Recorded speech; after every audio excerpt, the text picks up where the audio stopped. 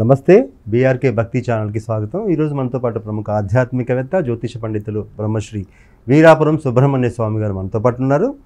June మాసంలో 12 రాశులకు ఎలా ఉండబోతుందో గురుగారు నుండి తెలుసుకుందాం. నమస్కారం గురుగారు. శుభాశిస్సులండి. గురుగారు, జూన్ మాసంలో ఈ 12 రాశుల్లో మొదటి రాశి అయిన మేషరాశికి ఎలా ఉండబోతుంది, వాళ్ళు ఎలాంటి పరిహారాలు చేసుకుంటే బాగుంటుంది? మంచి విషయమే, చక్కని పరిహార మార్గాలు కూడా తెలుసుకోవడం మంచిది. అయితే మనకు ఈ యొక్క జూన్ నెల జ్యేష్ఠ మాసం, ఇది ఈ జ్యేష్ఠ మాసం అనేది మేషరాశి వాళ్ళకి ఈ జ్యేష్ఠ మాసంలో అన్ని రంగాల అనేక విధాలుగా అన్ని రంగాల వారికి బాగుంది, కలిసి వచ్చే అవకాశమే ఎక్కువగా ఉంది. అంటే ఈ మేషరాశి వారికి కొంచెం మాట కటువుగా ఉంటుంది, కాకపోతే ఏదైనా వచ్చేసి స్ట్రైట్ ఫార్వర్డ్గా మాట్లాడే మనస్తత్వం మేషరాశి వాళ్ళు. అయితే దానివల్ల కొంత మాట పట్టింపులు, 10 మందితో ఇబ్బందులు, కాస్త గొడవలు, తగాదాలు, ఇటువంటి మనస్పర్ధలు అధికంగా వచ్చే అవకాశం మాత్రం ఉంది. ఆరోగ్య విషయంలో కూడా చాలా జాగ్రత్తగా ఉండాలి. వాస్తవంగా చెప్పాలంటే ఈ మేషరాశి వాళ్ళకి ఆరోగ్యపరమైనటువంటి విషయాలలో కంటికి సంబంధించి అధికంగా శిరోభారం అంటే తలనొప్పి, హెడేక్ సంబంధించి ఇవి ఎక్కువగా ఈ రాశి వాళ్ళకి ఇబ్బంది పెట్టే అవకాశాలు ఉన్నాయి ఈ నెలలో. ఆరోగ్యపరమైనటువంటి విషయాలలో, సంతాన విషయాల్లో కూడా కాస్త ఇబ్బందులు అనేది ఉన్నాయన్నమాట. ఈ నెల తర్వాత వచ్చే నెల కూడా సంతాన విషయంలో చాలా జాగ్రత్తగా వ్యవహరించాలి. ఏదైనా దానికి తగినటువంటి పరిష్కారం చేసుకుంటూ వెళ్తే నష్టం జరగకుండా చిన్న చిన్న సమస్యతో, స్వల్పమైనటువంటి సమస్యలతో పోతుంది. ఎందుకంటే భారీ నష్టం జరిగేదానికన్నా చిన్న సమస్యతో మనం బయటపడతాం. అది అదృష్టవంతులు అని చెప్పుకోవాలి. ఒక మాటలో చెప్పాలంటే మిగతా విషయాలలో ఈ రాశి వారికి బాగుంది. గృహం కొనాలనుకున్నటువంటి వాళ్ళకి ఈ మాసం చాలా అనుకూలమైన మాసం. కొనాలనుకున్న వాళ్ళు కొనొచ్చు, కానీ గృహప్రవేశం అయి చేయడానికి అనుకూలత లేదు ఈ మాసంలో. తర్వాత శ్రావణ మాసమే, కానీ ఇప్పుడైతే కొనవచ్చు, కొనే యోగం కూడా ఉందన్నమాట. గ్రహస్థితి అనుకూల వల్ల గృహయోగం ఉంది. కొనాలనుకునే ప్రయత్నం చేసేవాళ్ళు కొనవచ్చు.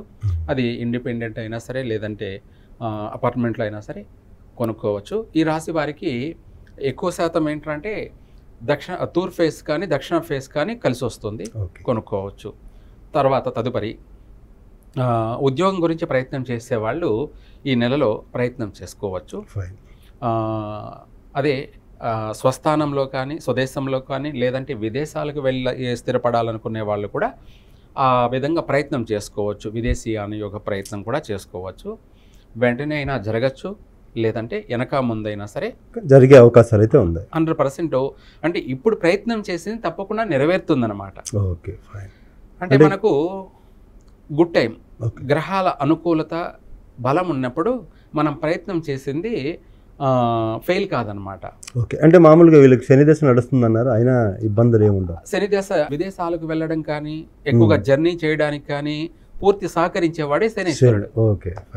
అంటే వాళ్ళని ఒక చోట ఉండనివాడు, తిప్పుతూ ఉంటాడనమాట జర్నీ. అంటే అనుకున్నది, ఇప్పుడు ఒక జాబ్ చేస్తున్నాం, దీంట్లో స్థిరపడదాం, బాగుందాము, మనకి ఇక్కడంతా అనుకూలంగా ఉంది అని అనుకున్న వాళ్ళని అక్కడ ఉంచనేడు. అంటే దాన్ని ఏమంటారు, వాళ్ళకు ప్రమోషన్ అనగా ఉండొచ్చు, అంటే ఇంకో చోటికి ట్రాన్స్ఫర్ అనేది ఉంటుంది. ఇట్లా రకరకాలుగా.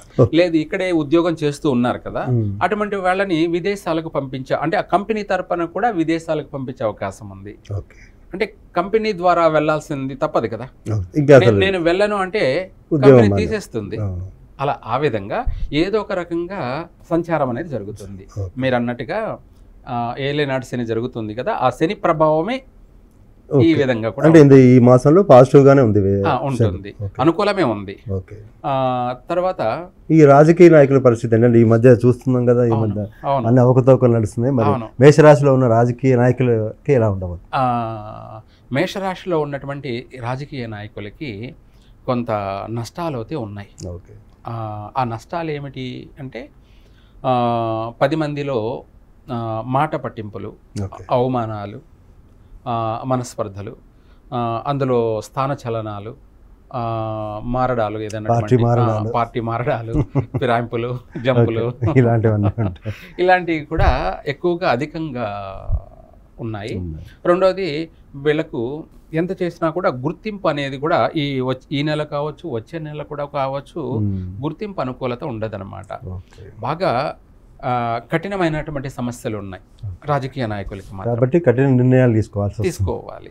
అయితే ఈ కఠినమైన నిర్ణయాలు తీసుకోవడం కన్నా ముందుగా వీళ్ళు దైవికంగా దైవాన్ని నమ్ముకొని ఏదైనా దానికి తగిన పరిహారం చేసుకోవడం వల్ల ఆ సమస్య అనేది చిన్న సమస్యగా బయటపోతుంది. అంటే కొట్టేవాడు కొంచెం ఒక రఫ్గా మాట్లాడి వదిలేస్తాడు, అంటే సింపుల్గా పోతుంది. అవి మామూలు కామనే. చిన్న రాయితో కొట్టుకునేదానికి పెద్ద రాయితో కొట్టుకునేదానికి తేడా ఉందిగా. పెద్ద రాయితో ఏంటంటే ప్రాణమే పోవచ్చు, పెద్ద గాయం తగులుతుంది. చిన్న రాయి అంటే మామూలు కామన్ అవన్నీ. అలా ఆ విధమైనటువంటి సమస్యలు అయితే అధికంగా ఉన్నాయి రాజకీయ నాయకులు. ఇప్పుడు ఈ వర్షాలు పడుతున్నాయి, ఈ మాసంలో రైతుల పరిస్థితి పాపం ఆ విషయానికి వచ్చేటప్పటికి దేశవ్యాప్తంగా కూడాను నష్టాలే రైతులకి. ఎందుకు రైతులకి నష్టాలు అంటే ప్రకృతి అనేది అపసవ్య కాల సర్పదోషం వల్ల అధికమైనటువంటి వర్షపాతం, అకాల వర్షపాతం ఆల్రెడీ మొదలైంది. మనం ముందు నుంచి చెప్పుకుంటూనే ఉన్నాం, ప్రతి ఎపిసోడ్లో కూడా చెప్తూనే ఉన్నాం. ఏమని సునామీలు వచ్చే అవకాశం ఉన్నాయి, ఎక్కువగా వరద ముంపు అనేది అధికంగా ఉంది, నష్టపోయే అవకాశాలు అధికంగా ఉన్నాయని మనం ముందు నుంచి కూడా చెప్పుకుంటూ వస్తున్నాం. అదే ఇప్పుడు కూడా అంతే. అయితే ఇంకా కూడా తీరని నష్టాలే ఉన్నాయి. వాస్తవంగా చెప్పాలంటే ఉన్న పలానా కొన్ని గ్రామాలు తుడిచిపెట్టుకుపోయేంత చెప్పారు సార్ ఇంతకుముందు మీరు. ప్రత్యేకించి తెలుగు రాష్ట్రాల్లో కూడా ఎక్కువ వరదలు ఉన్నాయి. విదేశాల్లో అయితే కంపల్సరిగా భారీ నష్టాలు జరిగే అవకాశం ఉంది. ఈశ్వరికి వర్షపాతం వల్ల అధికమైనటువంటి జన నష్టము, ఆర్థిక నష్టము ఎక్కువ శాతం జరిగే అవకాశం ఉంది. Okay sir. అయితే ఇప్పుడు రియల్ ఎస్టేట్ వ్యాపారం చేస్తున్న వాళ్ళు, మేషరాశిలో ఉన్న వాళ్ళకి ఎలా ఉండబోతుంది? రియల్ ఎస్టేట్ వ్యాపారం చేస్తున్నటువంటి వాళ్ళు మేషరాశిలో ఉన్నటువంటి ఈ రాశి వాళ్ళకి రియల్ ఎస్టేట్ వ్యాపార విషయాలకు వచ్చేటప్పటికి కొంత ఉపశమనం కాకపోతే భారీ నష్టాలు ఉండవు. నష్టాలు అయితే ఉన్నాయి రియల్ ఎస్టేట్ వ్యాపార విషయంలోకి వచ్చేటప్పటికి, కాకపోతే కొంత ఉపశమనం కూడా కలుగుతుంది. అంటే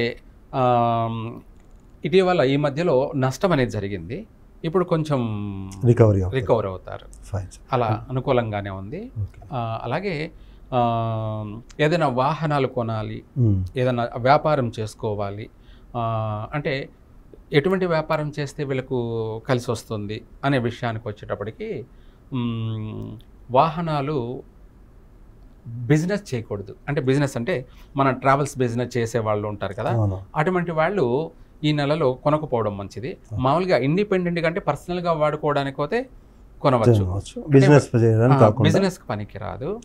అలాగే ఈ వ్యాపారస్తులు మిగతా వ్యాపారాలు ఏదైనా సరే భారీ పెట్టుబడులు పెట్టి వ్యాపారం చేయకుండా, అంటే అప్పు చేసి పెట్టుబడి పెట్టకుండా ఉన్న దాంట్లోనే వీళ్ళు వ్యాపారాన్ని ప్రారంభం చేసుకోవచ్చు. అది కూడా ఈ నెలలో ప్రారంభం చేసుకోవచ్చు. ఓకే. అంటే మేషరాశిలో ఉన్న భార్యాభర్తల మధ్య ఎలా అంటే మోస్ట్ ఇప్పుడు నడుస్తుంది అది, కాబట్టి వాస్తవంగా చెప్పాలంటే ఆ విషయంలో ఏమిటి ఒక్కొక్కటి ఒక్కొక్క విధంగా మనం చెప్పుకుంటూ వస్తున్నామంటే వాస్తవం 9 గ్రహాలు, వీళ్ళతో పాటు యముడు, వరుణుడు, ఇంద్రుడు అనగా ఏంటంటే 12 మంది సంచారం.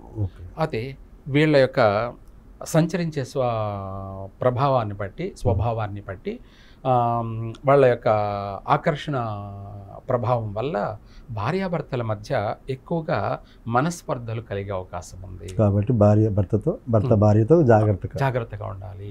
అంటే ఒకరికి ఒకరికి మాట పట్టింపులు, అంటే భర్త అంటే భార్య కోపడడం, అంటే భర్తను లెక్క చేయకపోవడం, తను అంటేనే ఒంటి కాలం మీద లేసే విధంగా ప్రవర్తించడం.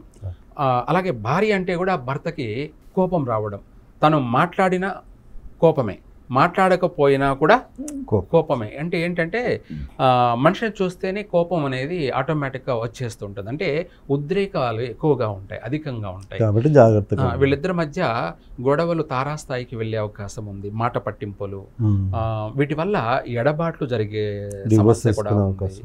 ఇట్లా అనేకమైనటువంటి సమస్యలు ఉన్నాయి. అందుకనేసి ఈ రాశి వాళ్ళు, అందులోనూ ఇప్పుడు అపసవ్య కాల సర్పదోషం అనేది జరుగుతుంది కాబట్టి వీలైనంత వరకు భార్యాభర్తలు ఇద్దరూ కలిసి పుట్టకి లేదా నాగదేవతలు ప్రతిష్ఠ చేసినటువంటి ఇది కానీ, లేదంటే రావి చెట్టు వేప చెట్టుకి ఇద్దరూ కలిసి మన 5 పోగులు 5 కలర్తో కూడుకున్న దారం ఉంటుంది, లేదంటే 9 పోగులు ఉన్నా సరే ఈ యొక్క దారాన్ని 9 చుట్లు రావి చెట్టు వేప చెట్టు ఉన్నదాన్ని చుట్టాలి. లేదు 7 చుట్లైనా సరే ఇద్దరు కలిసి చుట్టాలి. లేదా పుట్టకైనా చుట్టవచ్చు. లేదు నాగదేవతలు ప్రతిష్ఠ చేసినటువంటి విగ్రహాలు ఉంటాయి కదా, ఆ విగ్రహాలకైనా చుట్టచ్చు. అయితే ఇది మంగళవారం ఉదయం మాత్రమే చెయ్యాలి, లేదంటే కుదరని పక్షాన ఆదివారం చేయాలి. అయితే ఆదివారం ఏమిటి అంటే ఎక్కువ శాతం నాన్ వెజ్ తినే వాళ్ళు ఉంటారు కదా, అందుకనేసి పనికిరాదు. తినకుండా ఉంటే చేసుకోవచ్చు. బాగుంది సార్. అదే మేషరాశి వాళ్ళు మరిన్ని మెరుగైన ఫలితాలు సాధించాలంటే మొత్తం ఓవరాల్గా మేషరాశి వాళ్ళు ఎలాంటి పరిహారం చేసుకుంటే బాగుంటుంది, ఏ దైవాన్ని ఆరాధిస్తే బాగుంటుంది? ఇందాక మీరు అన్నట్టుగానే ఇప్పుడు ఈ రాశి వారికి ఏలేనాటి శని అలాగే సర్పదోష ప్రభావం ఎక్కువ ఉంది కాబట్టి ఇందాక మనం చెప్పుకున్నట్టుగా సర్పాలకే మంగళవారం కానీ ఆదివారం కానీ ప్రతి ఆదివారం మంగళవారం తిరగడము, లేదంటే వాళ్ళకు ఒకవేళ కుదరని పక్షాన ఈ మంత్రం పఠించడం.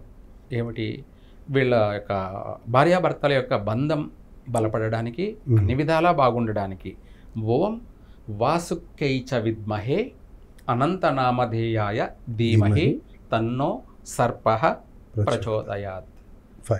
ఈ మంత్రాన్ని పఠించడం వల్ల సర్పానుగ్రహం కలుగుతుంది. అంటే దానికి సంఖ్య ఏమన్నా ఉందా?